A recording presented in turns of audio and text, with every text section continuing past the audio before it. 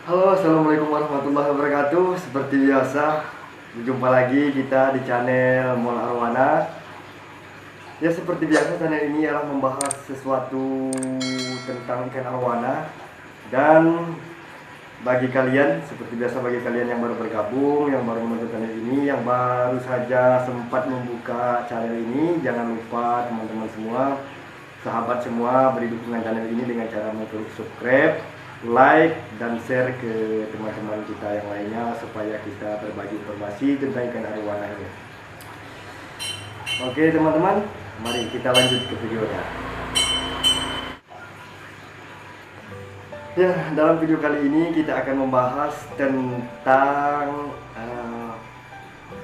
pengaruh filter bagi akuarium ikan arwana. Jadi teman-teman, filter di dalam akuarium ikan arwana ini sangat berpengaruh bagi kualitas air, bagi kualitas kehidupan ikan di dalam akuarium. Maka semakin baik filter yang kita buat, semakin sehatlah ikan yang ada di dalam akuarium. Selain air yang berkualitas, filter ini sangat menunjang kebersihan air. Jadi kebersihan air ini tidak terutama hanya kita untuk mengganti terus. Bagus, misal filter kita kurang memadai, jadi kita harus rajin-rajin untuk mengganti air di dalam akuarium. Sedangkan kalau filter kita berkualitas, yang sangat bagus misalnya filter kita, maka makin lambat pula kita untuk mengganti di akuarium, air di dalam akuarium. Jadi untuk teman-teman, di sini saya akan membahas kualitas filter itu bagi kita semua. Semoga bisa menambah pengetahuan kita tentang bagaimana bagusnya filter itu.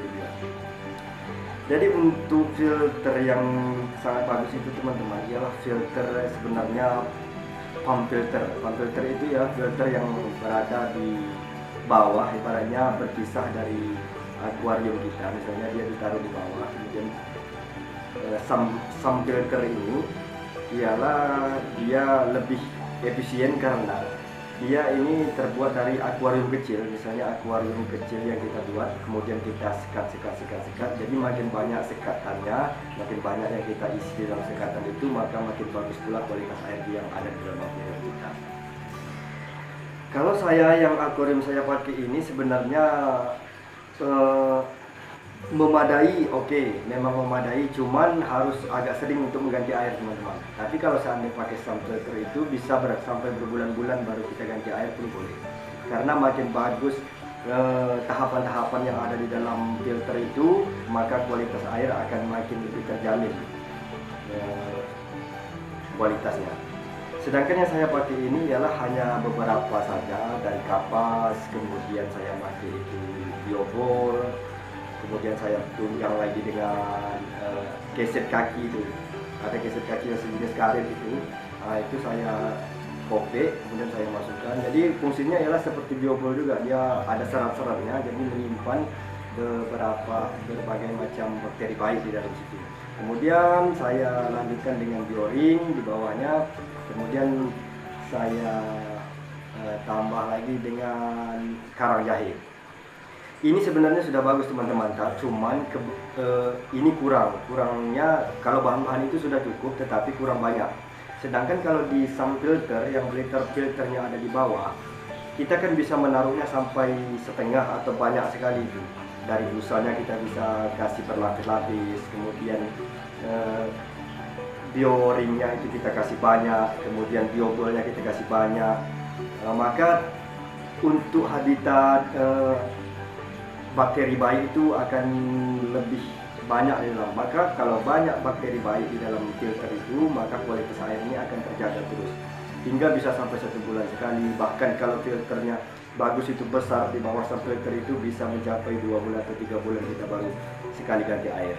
Jadi biasanya orang yang memakai sump filter itu airnya diganti 2 bulan sekali atau 3 bulan sekali itu. Cuman mereka kan air makin lama itu kan menguap. Air 1 hari, 2 hari, 3 hari itu mereka air itu kan menguap terus. Jadi biasanya orang itu hanya menambah airnya saja. Jadi karena air kalau filternya bagus, jadi airnya tetap jernih teman-teman, tetap bersih. Tapi sedangkan kalau filter kita kecil, kemudian tidak memadai tahapan-tahapan tersebut, memang kita lengkapi. Misalnya kita kasih busa, kemudian kita kasih dioring, kemudian kasih biobol atau karang jahe. Tapi kan kalau filter kita yang di atas akuarium itu kan kecil. Kalau kita bikin terlalu besar, maka akuarium itu tidak akan kuat untuk menahan beban. Nah, jadi kalau semakin sedikit misalnya bahan-bahan yang ada di dalam akuarium itu, misalnya biobolnya sedikit, kemudian dioringnya sedikit, karena jahitnya sedikit, kapasnya kita cuma kasih tidak bisa banyak, maka kualitas air ini bagus, cuman agak mau sering diganti. Oke, itu aja untuk video kali ini, semoga bermanfaat.